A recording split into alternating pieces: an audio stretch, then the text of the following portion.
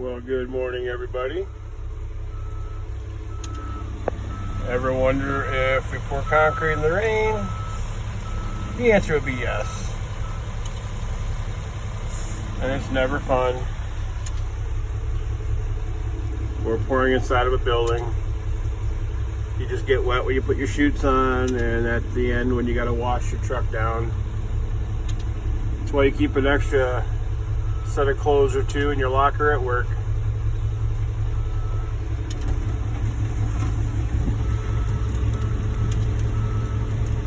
Definitely wet out.